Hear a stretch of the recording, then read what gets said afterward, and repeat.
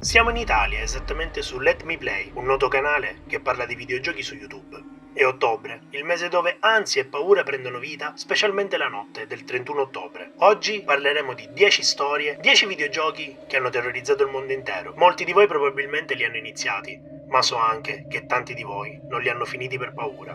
E tu? Avrai il coraggio di guardare questo video? Allora mettiti comodo e goditi la nostra top 10 di giochi horror da giocare ad Halloween.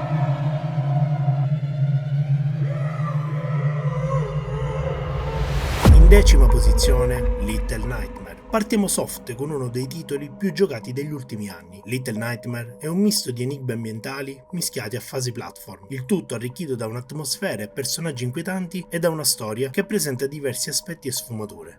Consigliatissimo. In nona posizione, The Mortuary Assistant. Questo gioco è ambientato in un obitorio infestato da demoni e vede la nostra protagonista alle prese con cadaveri di ogni tipo. Lo scopo del gioco è quello di scoprire attraverso enigmi quale demone ha impossessato il cadavere ed esorcizzarlo. Abbastanza inquietante, no? In ottava posizione, Decent. Meno spaventoso dei precedenti, ho inserito Decent in questa top perché ti fa vivere un'esperienza che a me ha sempre spaventato parecchio. La nostra protagonista, dopo aver subito un forte trauma emotivo, raggiunge un centro di riabilitazione situato su un'isola. Ben presto però si accorgerà di essere nelle grinfie di una setta e dovrà farsi strada risolvendo enigmi e creando armi di fortuna per poter sopravvivere. Consigliato a chi non ama i classici standard dell'horror, ma cerca comunque una storia appassionante.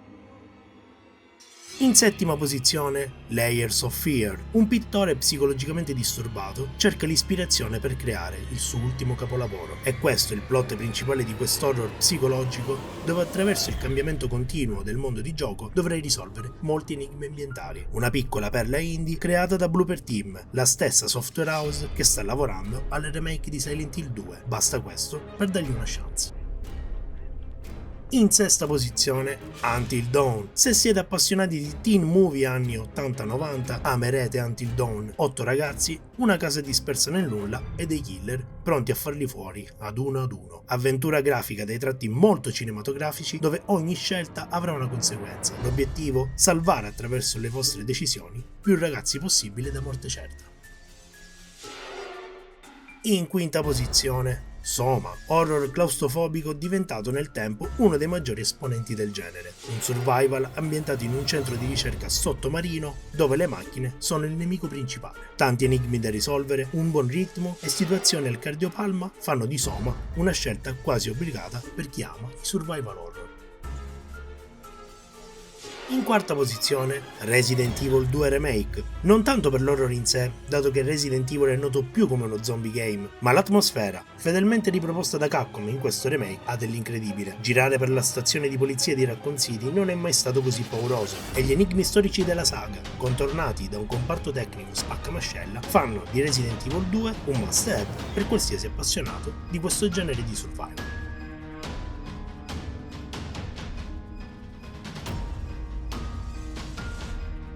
Siamo sul podio e a darsi battaglia sono 3 giochi dalle caratteristiche diverse ma che grazie alle loro differenze hanno catturato la nostra attenzione e spero anche la vostra. Non ce ne vogliate se tra i primi 3 posti manca il vostro gioco preferito e colgo l'occasione per farci sapere nei commenti quali sono i vostri titoli horror preferiti.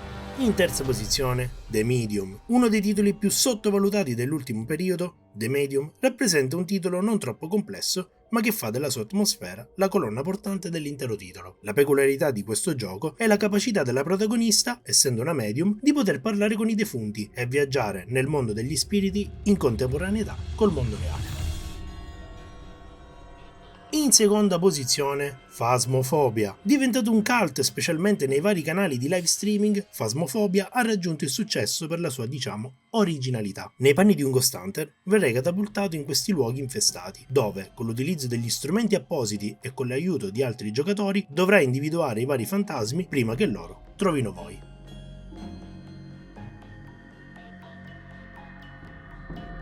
Ci siamo! Ecco il gioco più spaventoso dell'ultimo periodo, colui che ispirandosi a quel capolavoro mai uscito è riuscito a ritagliarsi una larga fetta di fan dell'horror. Ah, se volete saperlo, anche qui c'è la mano di Blooper Team, gli stessi di Layers of Fear.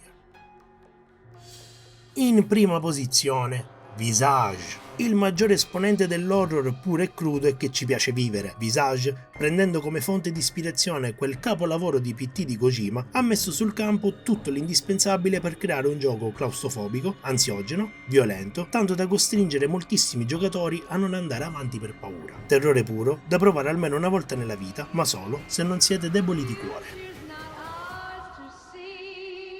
E questo è tutto. Vi auguriamo di passare una splendida notte di Halloween. Provate almeno uno di questi titoli, perché la paura è una compagnia costante, ma accettarla ti rende più forte. Questo è tutto, grazie per l'attenzione e alla prossima.